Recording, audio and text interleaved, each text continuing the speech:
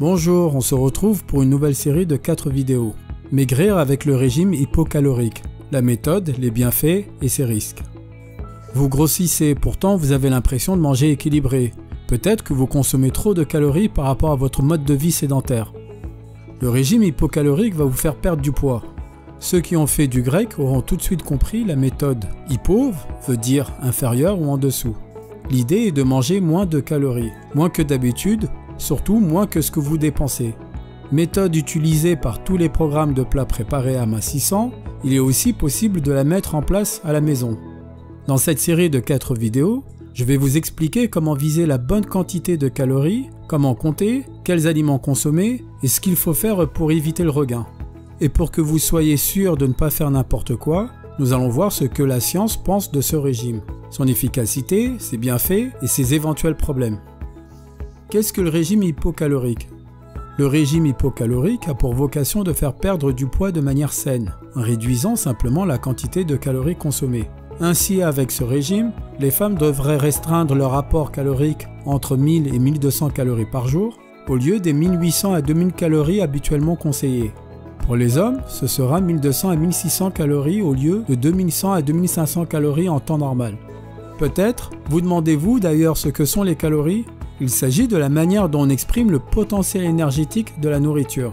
Cette unité mesure la quantité moyenne de chaleur produite par la combustion d'un composant, en l'occurrence par la combustion dans le corps des glucides, lipides ou protéines contenus dans les aliments.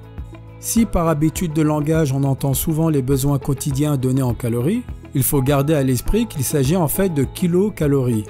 1 kilocalorie est égal à 1000 calories. Selon les pays, il arrive parfois que les deux soient confondus, et les kilocalories, appelées simplement calories. Autre manière d'exprimer les valeurs énergétiques d'un aliment, la mesure internationale du joule, où 1 calorie est égal à 4180 joules. Selon nos apports et notre activité physique, le corps peut se retrouver dans 3 cas de figure. Le déficit calorique, on dépense plus de calories qu'on en ingère, c'est le régime hypocalorique. Équilibre calorique, vous mangez juste ce qu'il vous faut pour vos besoins quotidiens. Le surplus calorique, ou régime hypercalorique, l'apport calorique est supérieur à sa dépense. À ce moment-là, notre masse corporelle augmente. Ainsi, le régime hypocalorique concerne la quantité de nourriture consommée, ou plutôt le rapport entre quantité et charge calorique d'un aliment. Par exemple, en 2010, un professeur à l'université de l'État du Kansas a perdu 12 kg en 2 mois en ne mangeant que des encas riches en calories en petite quantité. On pourrait trouver des résultats similaires avec plus de nourriture, mais légère en calories.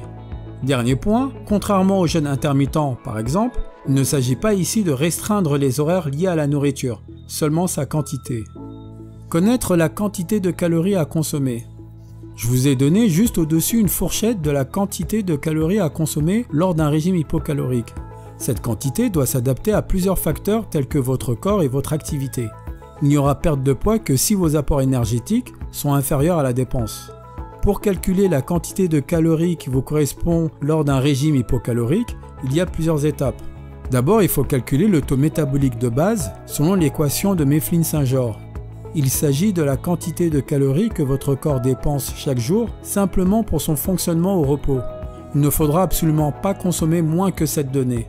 Donc pour la femme, le taux métabolique de base, ça sera égal à 10 fois son poids plus 6,25 fois sa taille en centimètres, moins 5 fois son âge en années, et le tout moins 161. Et pour l'homme, le métabolique de base, ça sera égal à 10 fois son poids en kilogrammes, plus 6,25 fois sa taille en centimètres, moins 5 fois son âge en années, plus 5. Ensuite, il faudra calculer les besoins caloriques journaliers, ou dépenses énergétiques journalières. En fonction de votre activité, le calcul est le suivant.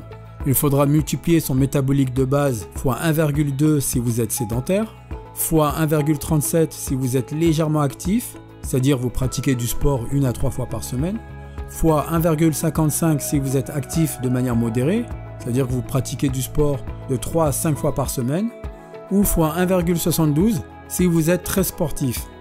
La dernière étape consiste à retirer 100 à 500 de ce résultat selon votre envie et motivation à perdre du poids. Vous obtenez alors le nombre de calories à consommer chaque jour lors du régime hypocalorique. D'après l'étude de Litz, en consommant 500 à 600 calories de moins que ses dépenses énergétiques journalières chaque jour, On perd environ 0,5 kg par semaine. Les régimes très bas en calories à 800 ou 1000 calories par jour sont beaucoup trop restrictifs.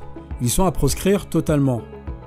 C'est tout pour cette première partie. Dans la prochaine vidéo, j'aborderai l'efficacité de ce régime et ses bienfaits d'après la science. Je compte sur vous pour aimer la vidéo et si possible, la commenter.